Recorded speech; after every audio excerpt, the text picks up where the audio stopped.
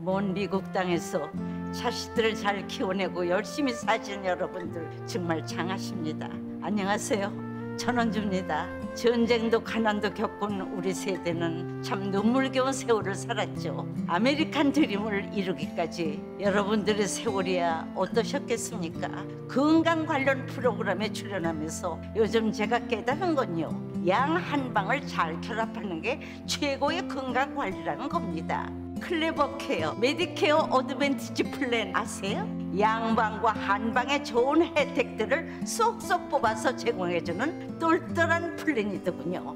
우리 한인의 건강 문화도 이해하고 실력 있는 한국 의사와 전문의를 척척 연결해 준다니 얼마나 똘똘합니까? 이제 우리도 똘똘한 클레버 케어 플랜으로 150까지만 사십시다.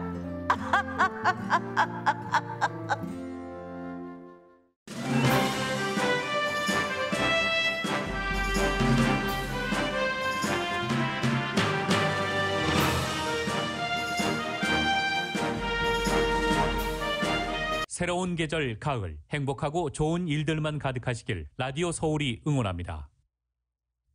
강혜신의 오늘의 미국.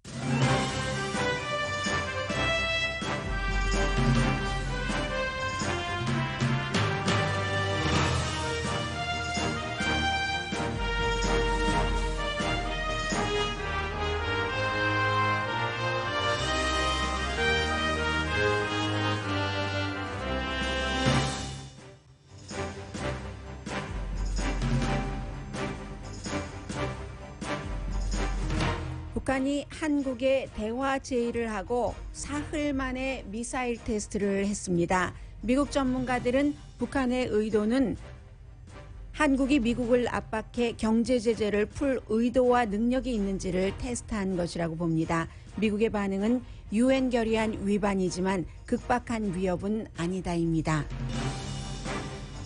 포드 자동차가 한국과 합작하는 118년 역사상 가장 큰 규모의 단일 투자안을 발표했습니다. 한국 SK와 함께 테네시와 켄터키주에 전기자동차와 전기자동차 건전지 고장을 설립한다고 밝혔습니다. 한인 일자리도 만들어질 게 분명합니다. 연준 의장이 의회에 10월 18일까지 빚 상한선을 올려야 한다고 경고했습니다.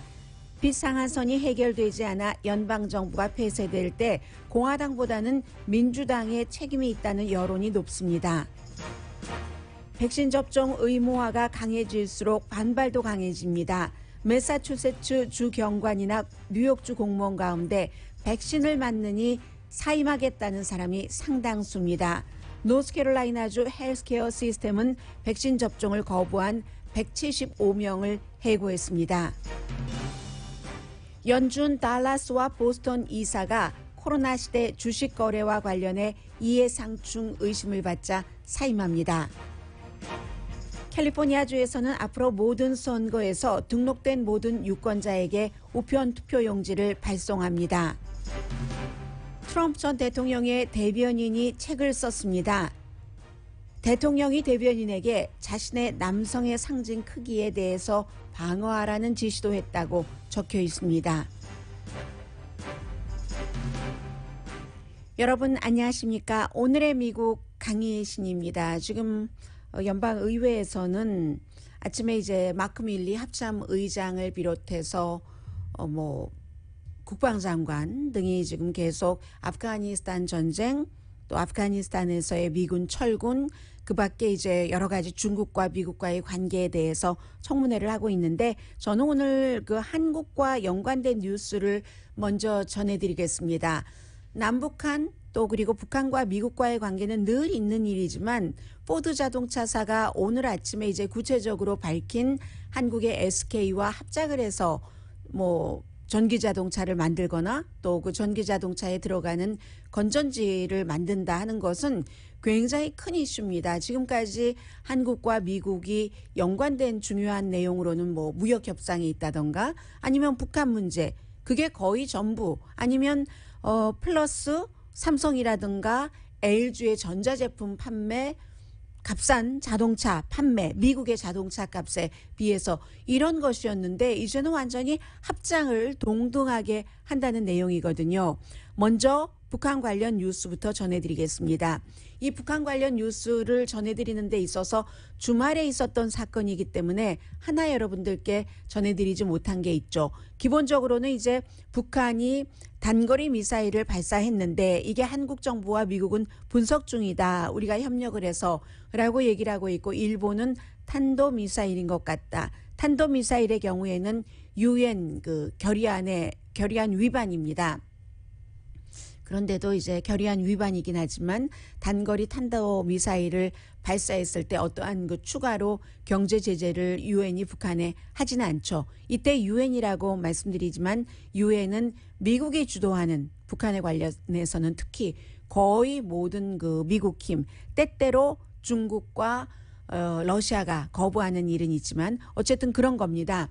그런데 주말에 어떤 일이 있었냐면 이달 들어서 이제 이번까지 합치면 북한이 3번째 미사일 테스트를 하는 건데 그 전에 문재인 대통령이 어제 끝난 UN 총회에서 연설을 했고 첫날이었습니다. 어제가 마지막 날이었고 첫날 이제 문재인 대통령과 바이든 대통령이 연설을 했는데 문재인 대통령이 그 연설에서 종전선언을 얘기를 했습니다.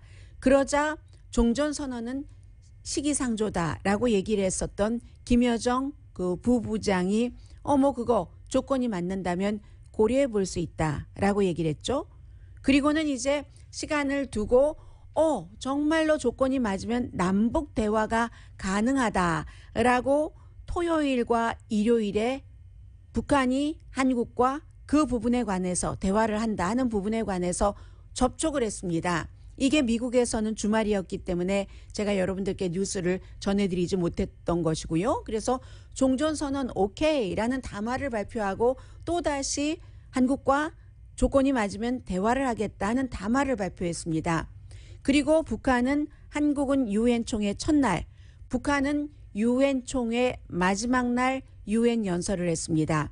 그 UN 연설에서 이제 북한의 UN 대사 김송 대사가 뭐라고 얘기를 했냐면 한국과 미국이 북한을 아직도 적대시하고 있다라고 얘기를 하면서 미국이 한반도에서의 전쟁이 끝나는 지금 테크니컬리 전쟁 중이니까요. 휴전이니까 전쟁 종전을 보고 싶으면 정말 평화를 원한다면 한반도에서의 화해 이런 것을 원한다면 첫 번째 스텝이 적대 정책을 포기하는 것이다 라고 얘기를 했습니다. 그리고 김송 UN 주재 북한 대사가 바로 이 연설을 하고 있을 때 북한이 단거리 미사일, 일본의 주장대로라면 탄도미사일을 발사를 한 것이거든요. 거의 그러니까 지금 북한이 미국도 여러 가지 이슈가 많기 때문에 뭔가 포커스를 받아야지 돼요. 하니까 UN 연설을 할 때 그래야 뉴스도 보도하기가 좋잖아요. 한마디라도 더 얹을 수 있고 북한의 UN 주재 대사가 뭔가 대화 비슷한 거 조건이 맞으면 이런 얘기를 할 때 한쪽에서는 완전 반대 방향의 미사일을 발사를 해버린 겁니다. 그래서 이제 발사하고 나서 미국의 인도태평양 사령부에서는 발사한 건 사실이지만 급박한 위협은 아니다. 바이든 행정부도 비난을 했습니다. 유엔 안전보장이사회 결의안 위반이다. 그러나 말씀드린 것처럼 이 정도 가지고 북한에 추가 경제 제재를 한 적은 없습니다. 한국은 김여정 부부장의 대화 제의는 아주 의미가 있지만 또 그렇다고 미사일 발사한 것은 유감이다. 이 정도로 얘기를 한 겁니다. 그렇기 때문에 결국은 마찬가지예요. 김여정 부부장이 지난번에 조건이 맞으면 대화하자 이렇게 성명을 발표했을 때도 미국에서는 똑같이 지금 경제가 너무 어렵기 때문에 한국이 미국을 압박을 해서 경제 제재를 풀어내는 것이 북한이 지금 갖고 있는 아주 중요한 어떤 목표 같은 것이고 이번에 미사일 발사도 한국이 어떻게 정말로 움직일 수 있는가? 미국을 설득시킬 수 있는가? 하는 것을 의도와 능력을 의도의 경우는 문재인 대통령이 충분히 그런 의도가 있다는 것은 다 아는 사실이고 미국을 움직일 수 있는 북한에 대한 경제 제재를 약화하고 풀고 해서 한국에서도 더 많이 지원하고 할 수 있는 능력이 있는가 하는 것을 테스트해 본다는 겁니다. 미국의 입장은요, 여전합니다. 뭔가 아주 좋은 얘기를 많이 해요. 성김 그 북한 대사도 마찬가지로 이름이 비슷하네요. 북한의 유엔 대사가 김송인데 그 미국의 북한 대사는 김성이죠. 김송과 김성의 차이네요. 그래서 이제 그 성김 대사, 김성 대사가 뭐 일본이나 한국이나 중국의 그 카운트파트와 만나서 얘기할 때는 뭐 우리 대화한다 어디서든지라고 얘기하지만 미국의 입장은 북한이 비핵화에 대한 진정한 액션을 보여줘야지 된다. 말은 한다고 하는데 북한이 액션을 보여줘야지 하겠다는 것이고요. 미국은 이것을 하겠다고 하기가 아주 애매한 거죠. 왜냐하면 지금 미국이 할 일이 너무 많은 겁니다. 국내적으로도 뭐 코로나 바이러스도 잡아야지 되죠. 아프가니스탄 그 문제 있죠. 또 국내와 그 국제적인 문제가 겹쳐진 것이 난민 문제, 이민 문제 해서 북한까지 막 돌아보고 또 북한의 뭔가를 조금 뒤져가면서 좀 손해보면서 대화를 하고 할 만한 시점이 아닌 겁니다. 그래서 지금 북한이 이런 형태로 말로 또 미사일 테스트로서 여러 가지를 테스트해보고 있는 그런 시점이고요. 오늘 이제 포드 자동차사가 순전히 한국과 연관된 거예요. 3군데 건전지 공장 그리고 전기 자동차를 만드는 공장까지 만든다. 2025년도에 완공한다고 해요. 그런데 돈이 한국의 SK와 합작을 해서 하는 건데 114억 달러. 굉장히 큰 규모죠. 해서 단일 어떤 그 투자 아이템으로서는 포드 자동차 118년 역사상 가장 큰 금액이라고 하거든요. 그렇기 때문에 뭐 1,800개의 일자리가 만들어집니다. 켄터키주와 테네시주에서, 테네시주는 멤피스에서 그다지 멀지 않는 곳이요. 그리고 켄터키주는 루이빌에서 뭐 한 50마일 정도 남쪽에 있는 로스앤젤레스 가깝게 있는 글렌데일과 이름이 똑같아요. 그 두 군데서 뭐 한 군데서는 6,000명, 한 군데서는 5,000명 정도 일자리를 만든다는 거거든요. 여기에 한국 사람도 당연히 들어가겠죠. 한국의 SK가 합작을 하고 있기 때문에 해서 전기차 이 포드의 F 시리즈 픽업 굉장히 그 인기가 있잖아요. 테네시에서 그 자동차도 만들고 건전지도 만들다 하는 것인데 오늘 제가 아직 기자회견 하는 것은 못 봤습니다. 뭐 주지사들과 함께 또 이제 노조 회장도 함께 기자회견에 나온다고 하는데 켄터키주의 글렌데일에는 아마 한국 분들도 이제 이미 자리를 잡고 사시는 분들이 계실 텐데 두 회사가 58억 달러를 투자를 한답니다. 해서 건전지 그리고 이제 링컨 전기자동차 만들기 때문에 여기서 5,000명 일자리가 새로 만들어지는 거예요.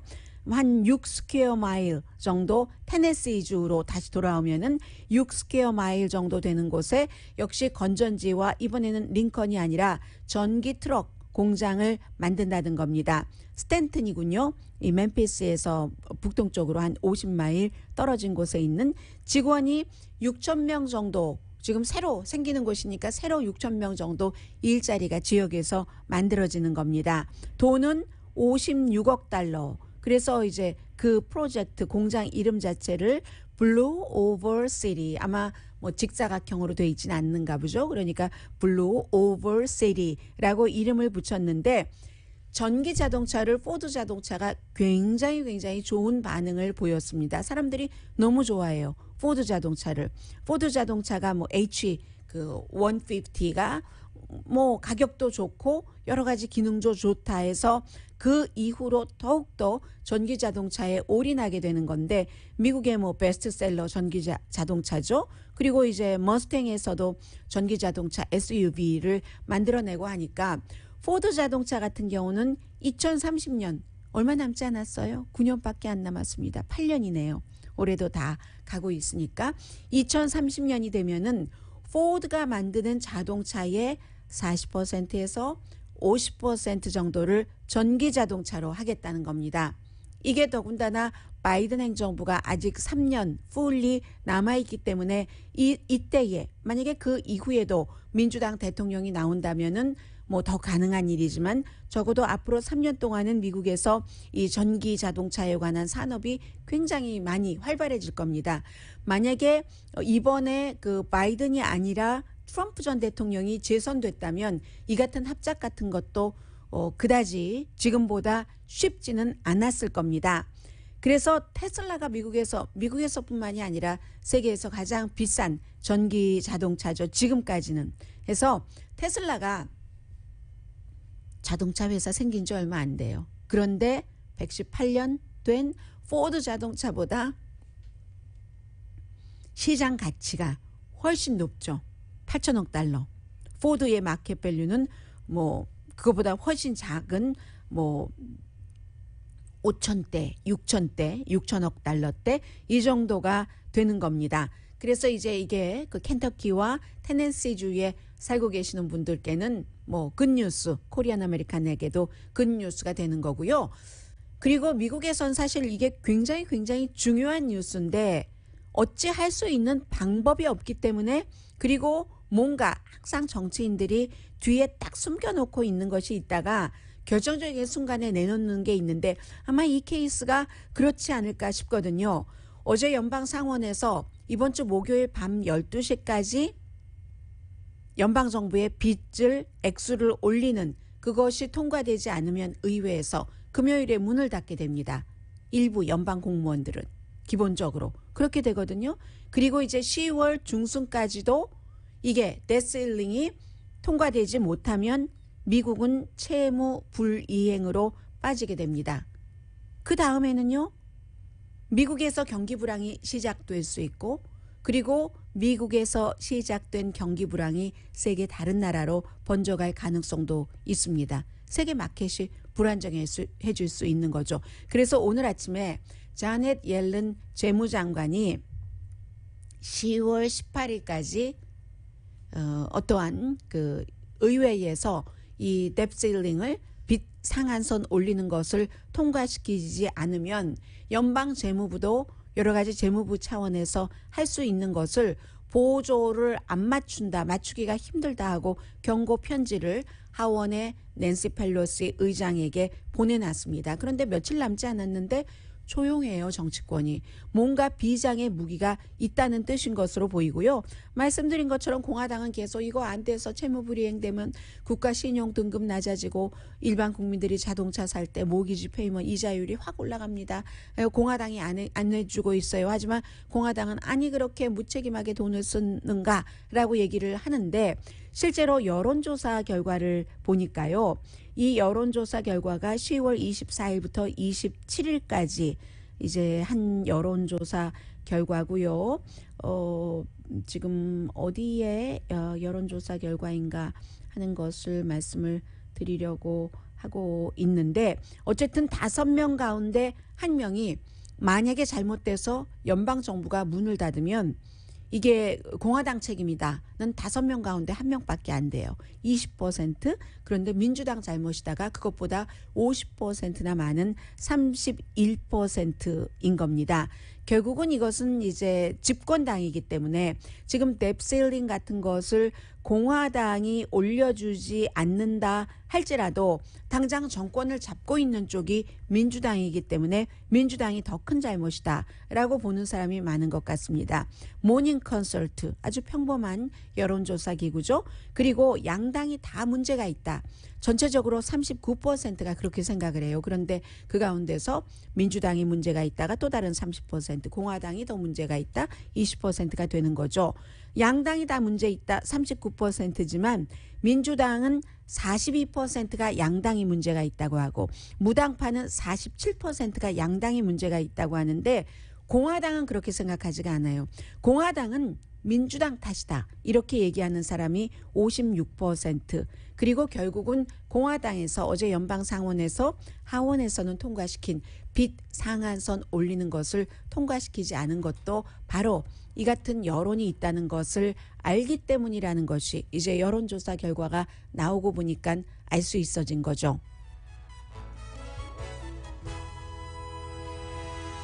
그러니까 공화당에서는 연방 빚이 이렇게 많아진 그 또 하나 가장 중요한 이유가 트럼프 전 대통령 시대에 부자에 대한 세금 감면을 해줬다. 이런 것은 신경 쓰지 않습니다. 그런 문제가 있고요. 오늘의 미국은 전문가가 추천하는 이민법, 가정법 전문 제인정 종합법률사무소, 미주류 언론과 유명 인사들을 감동시킨 미주 판매 1위 카후나 마사지 체어, 한인 기업의 자랑 카후나 마사지 체어, 코지다운 갤럭시 거위털 이불은 잠이 솔솔 오게 하는 기능성 거위털 이불, 거위털 이불 전문회사 코지다운, 친절하고 자세한 상담으로 절개를 최소화하는 복강경 수술 전문 장지아 외과, 매일 아침 재래식으로 직접 만드는 검정콩 생순두부 수라원 순두부, 차원이 다른 샴푸용 흰머리 염색약 수하연을 핫세일 중인 한국 홈쇼핑 공동 후원입니다. 잠시 뒤에 이제 미국의 중요한 문제들 전해드리겠고요. 뭐 하도 책이 많이 나와서 그런데 이 책은 좀 내용이 섬뜩하기도 하고, 야 이거 대통령 전직 대통령에 관한 책에 이런 내용이 있어? 라는 깜짝 놀랍기도 하고, 그리고는 이제 바이러스에 관한 것은 이제 스스로 챙길 수밖에 없는 것 같습니다. 어제 제가 공항에 잠깐 갔었는데 깜짝 놀랐습니다. 잠시 뒤에 전해드립니다.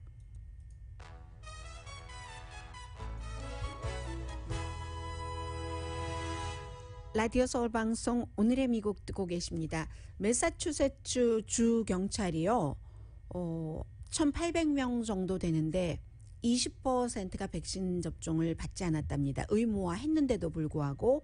그래서 이제 백신 접종을 받지 않은 사람들 가운데서 뭐 1,800명인데 몇십 명 정도는 아예 백신 접종 받으라고 하니까 사임을 한답니다. 그래서 그렇잖아도 지금 매사추세츠가 그 경관이 많이 모자라는데 큰일이다.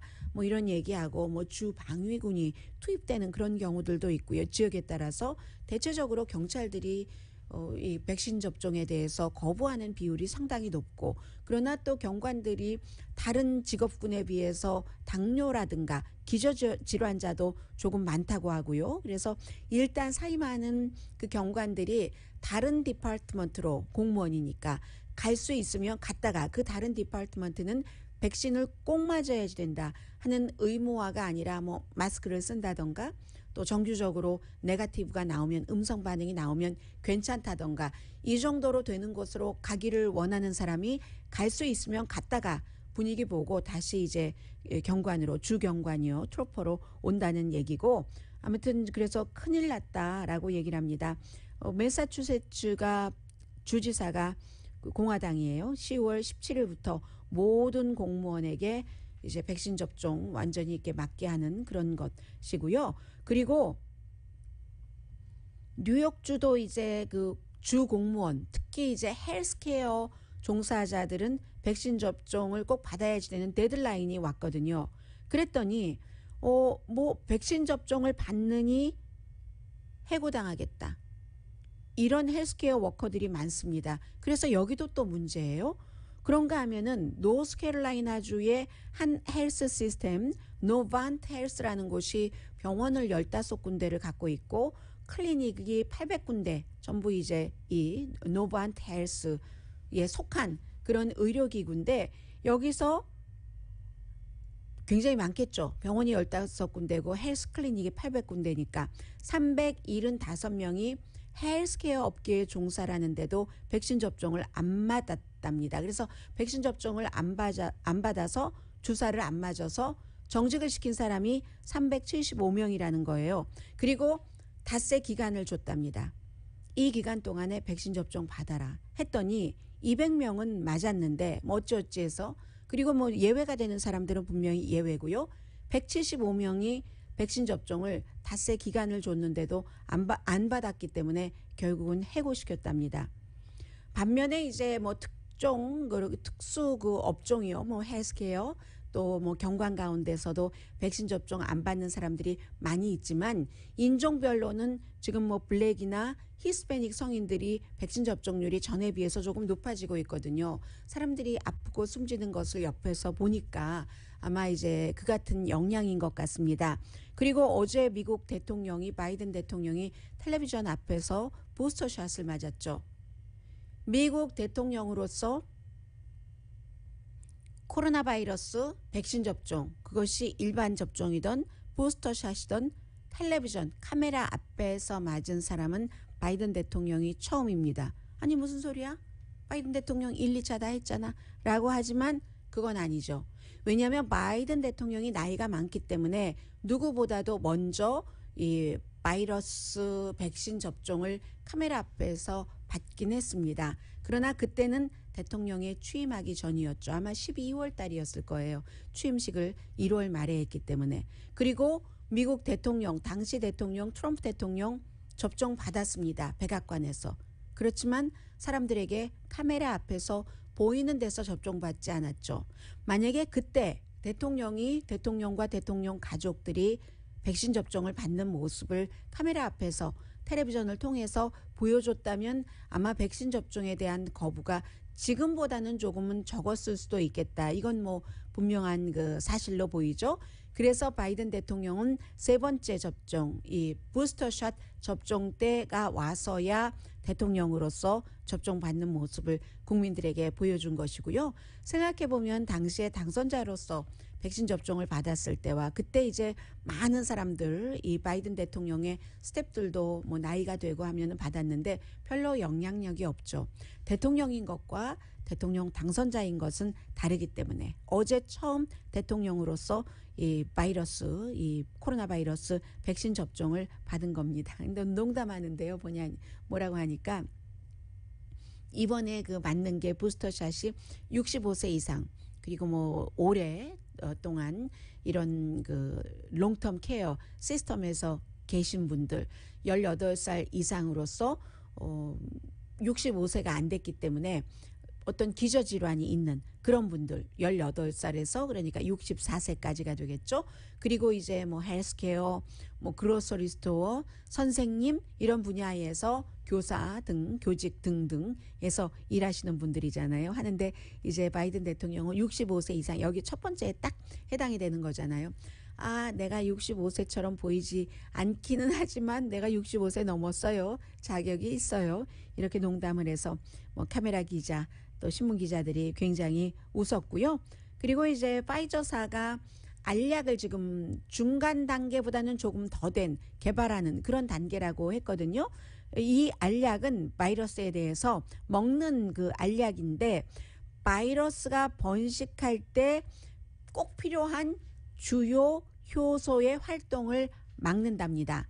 그러면 이제 바이러스 번식이 안 돼서 제대로 활동을 하지 못하게 되는 거죠. 아주 작은 양의 항바이러스제 그리고 이제 뭐 다른 것과 합쳐서 만드는 건데 이 작은 양의 그 항바이러스제가 HIV를 치료하는 그런 치료제라고 하더군요. 그래서 성공하면은 백신 접종 주사 맞는 것만은 내가 안 하겠다 하는 그런 사람도 또 뭐 약을 먹을 수 있는 확률이 있기 때문에 아주 도움이 될 것 같다라고 얘기를 하는 거고요. 또 하나는 미국은 맞아라 해도 맞지 않지만 백신을 맞으려면은 몇 년을 기다려야지 되는 나라도 있습니다.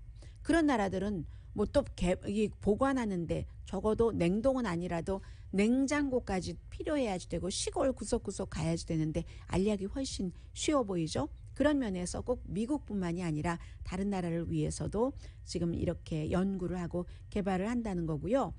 또 하나는 지금 일본도 주목이 되는데 영국과 마찬가지로 일본이 이번 주부터 점차적으로 어떠한 경제적인 활동 규제한 것을 철회하기 시작합니다. 경제 개방을 하기 시작합니다. 그런데 물론 다시 퍼질 수도 있는 그 겨울에 확률이 있기 때문에 그런 것을 보면서 하겠다는 것이고 일상생활을 하도록 하겠다는 것이고 뭐 지금 정권도 바뀔 수도 있고 뭐 이러한 상황에서 백신 노력은 계속하겠다. 지금 미국보다 일본이 백신 접종률이 더 높고요. 날마다 더 많이 그 차이가 벌어지고 있고 4월 달에 비상사태를 선포하고 바이러스가 퍼지면서 그 비상사태가 연장됐고 그 사이에도 뭐 또 올림픽은 치러졌었고 식당과 바가 뭐 완전히 문을 닫거나 시간을 줄였거나 했는데 이런 것들을 정상적으로 서서히 이제 그 가고 있다 하니까 세계 다른 나라에서도 지금 일본을 보고 있는 것이고요. 할러데이 전에 다시 백신이 좀 퍼지겠다 싶으면 더 단속을 하겠다 이런 것은 있습니다. 그래서 이제 그 이런 모습들을 세계가 보고 있는데 어제 제가 친구가 와서 LA에 사는 친구가 아니기 때문에 지난주 수요일에 여기에 도착을 해서 제가 수요일부터 어제까지 그 친구와 많은 곳을 다녔는데 너무 놀랐습니다. 수요일에 와서 어떤 그 저녁에 식당을 갔었을 때도 한국 식당 아니고요. 굉장히 붐볐고 뭐 붐빈다라고 말할 그럴 정도였습니다.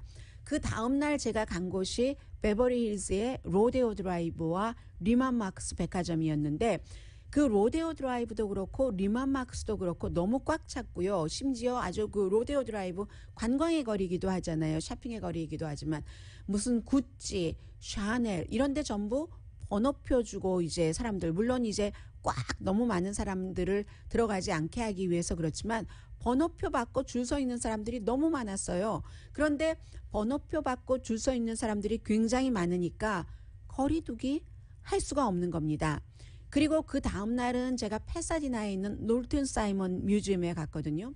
거기도 박물관 안에서 들어갈 때 보면 그 규칙이 거리두기 다른 사람과 거리두기를 하라고 되어 있지만 거리두기를 할 수 없는 정도로 사람이 많았습니다.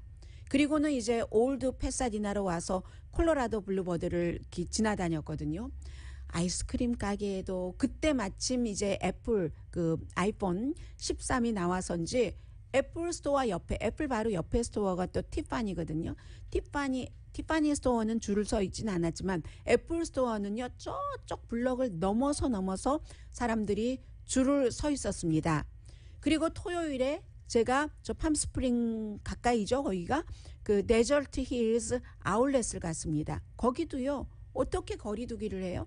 사람들이 너무너무 많은데 푸드코트에도 스타벅스에도 다 줄을 서 있었고 일요일에는 제가 게리센터를 갔습니다. 게리센터도요. 거리두기 할 수가 없어요.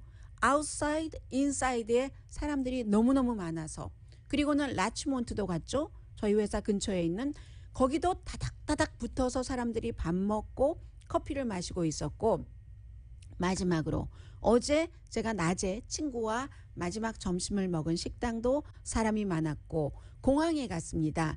친구가 이제 공항이 익숙하지 않아서 뭐 짐을 붙이고 하는 그런 것들을 이제 제가 같이 했는데 거기도 얼마나 사람이 많던지 짐을 붙이고 나서 국내선인데도 그래요. 그 국제선이 아니라 국내선인데도 그래서 짐을 붙이고 나서 검색대를 통과해야지 되는 그런 데도 줄이 완전히 평소에 그 줄이에요. 이렇게 막 완전히 지그재그로 이렇게 뭐 뱀처럼 이렇게 여러분들 가면 있는 거 있잖아요. 꽉꽉 차 있어서 야, 내 친구가 우리는 가능하면 밖으로 다닌다고 밥을 먹어도 실외에서 먹고 했는데 이 공항에서 마스크를 2개를 아이 씌우게 했었어야지 되는 거 아니야? 친구, 아이는 아니고 제 친구니까 아이. 그런 생각이 들 정도로 사람들이 이제는 완전히 정상으로 돌아갔거든요. 그렇기 때문에 오히려 더 개인이 상당히 조심을 해야지 되겠구나 하는 생각을 제가 지난주 수요일부터 어제까지 했고요. 잠시 뒤에 다른 뉴스 전합니다.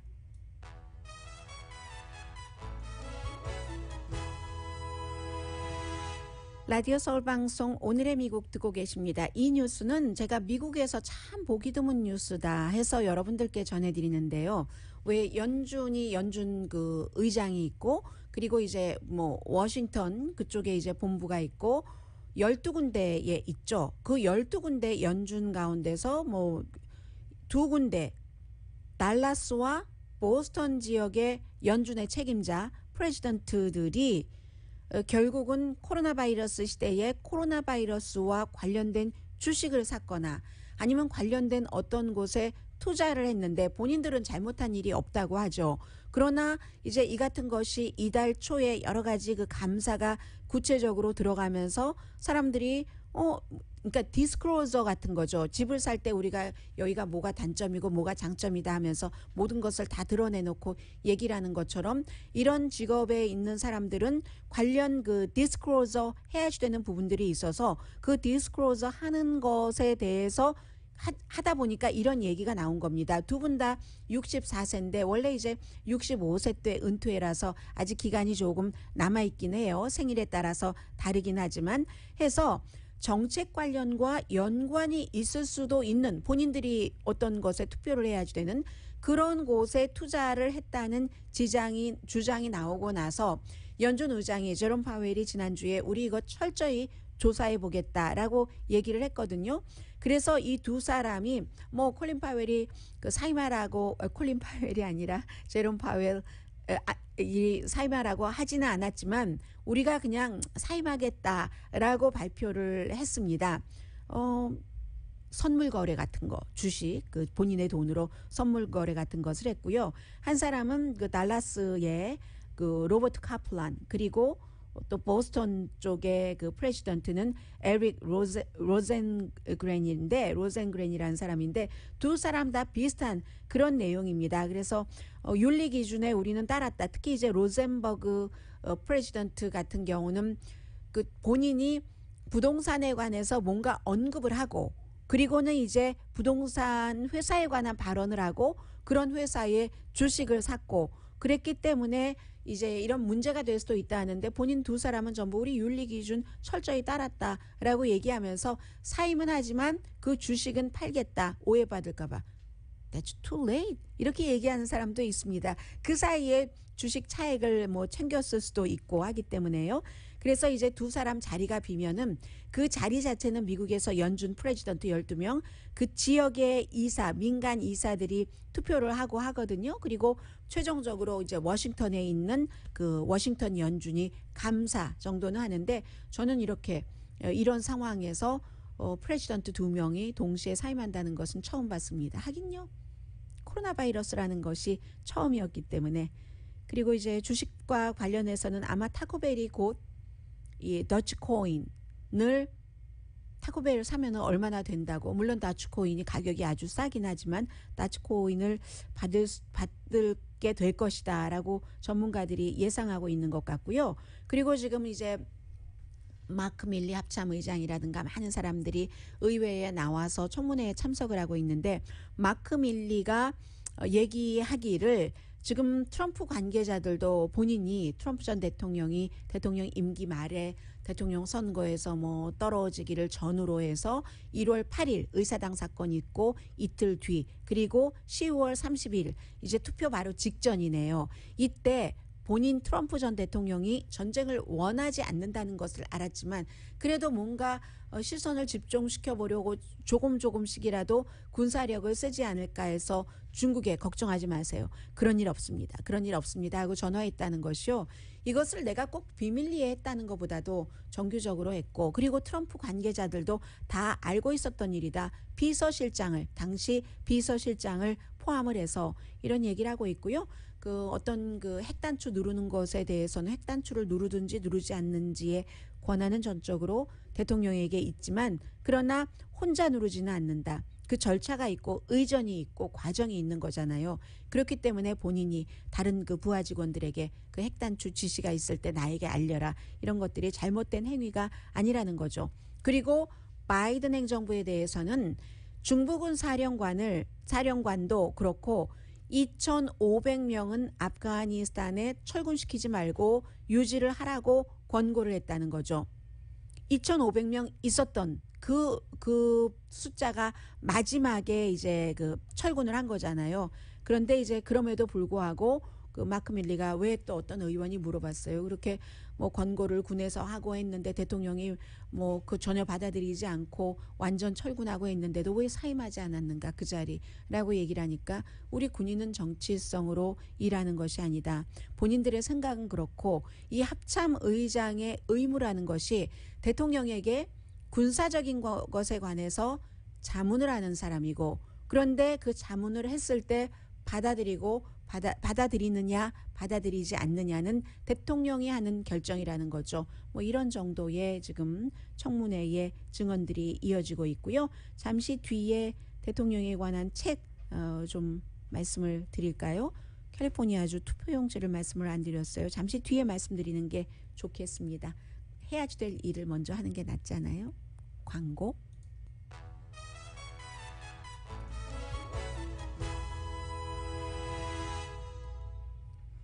네, 라디오 서울 방송 오늘의 미국 듣고 계십니다. 네.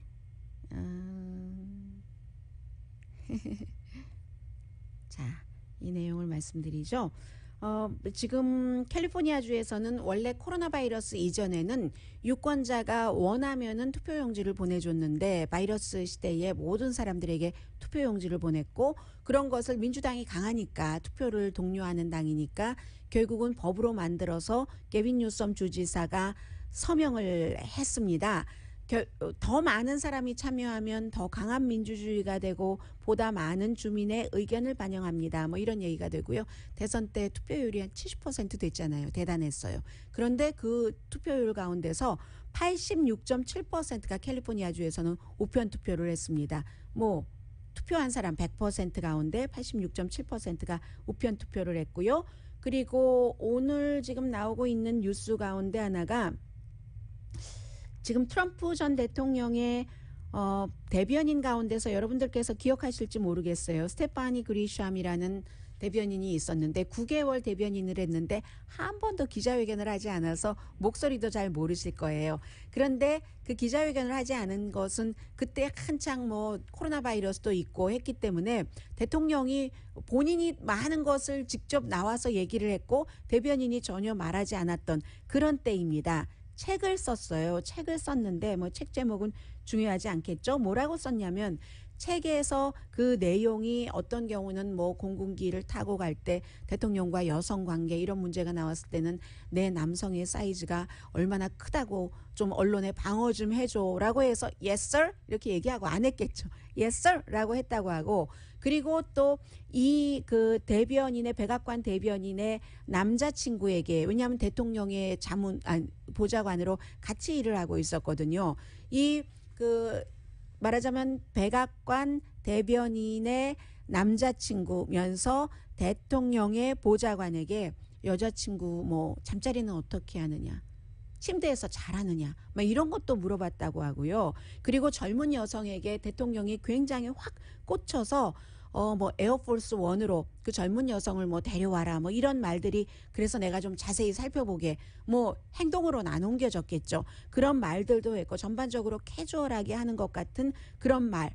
트럼프 전 대통령에 대해서 놀라운 게 한두 가지가 아니다. 뭐 이런 얘기. 뭐 이런 얘기들을 쭉 썼어요. 그랬더니 트럼프 전 대통령의 대변인이 가짜다. 책 쓴 것 다 가짜고 전부 돈 벌려고 그런 얘기들을 하는 거야 라고 얘기를 했다고 하는데 아무튼 그 밖에도 뭐 푸틴과 오사카에서 G20 정상회담에서 만났을 때 그때는 어떻게 했는가 푸틴에게 대화를 하는데 내가 기자들 앞에서 몇 분 정도는 이 러시아에 대해서 터프하게 얘기를 하겠다. 오케이? 그리고 나서 기자들 가고 나면은 우리 다시 우리끼리 얘기하자. Understand? 뭐 이런 식으로 얘기했다는 내용까지 전 그 백악관 대변인의 새로운 책에 써 있답니다. 오늘의 미국은 전문가가 추천하는 이민법, 가정법 전문 제인정 종합법률사무소, 미주류 언론과 유명 인사들을 감동시킨 미주 판매 1위 카후나 마사지 체어, 한인 기업의 자랑 카후나 마사지 체어, 코지다운 갤럭시 거위털 이불은 잠이 솔솔 오게 하는 기능성 거위털 이불, 거위털 이불 전문회사 코지다운, 친절하고 자세한 상담으로 절개를 최소화하는 복강경 수술 전문 장지아 외과, 매일 아침 재래식으로 직접 만드는 검정콩 생순두부 수라원 순두부, 차원이 다른 샴푸형 흰머리 염색약 수하연을 핫세일 중인 한국 홈쇼핑 공동폰이었습니다. 10시에 좋은 아침 좋은 하루 방송됩니다. 좀 전에 유튜브 라이브 채팅창에서 많은 분들이 논쟁도 하시고 지적도 하시던데요. 네, 제가 전기 자동차를 주로 이제 건전지라고 말씀을 드리죠. 배터리라고 말씀드려야지 된다. 뭐 건전지 1, 건전지 2 이렇게 많이 얘기를 하는데 그래서 배터리라고 하죠. 복잡한 과정 다 생략하고 그렇지만 뭐 저도 앞으로 그럼 배터리라고 부르겠습니다. 전기 자동차. 여러분들께서 이렇게 얘기를 해주시고 하는 과정에서 또 뭐 그래도 되고 아니도 되고 하는 것들 고칠 수도 있고 아닐 수도 있고 아무튼 감사합니다. 강희신이었습니다.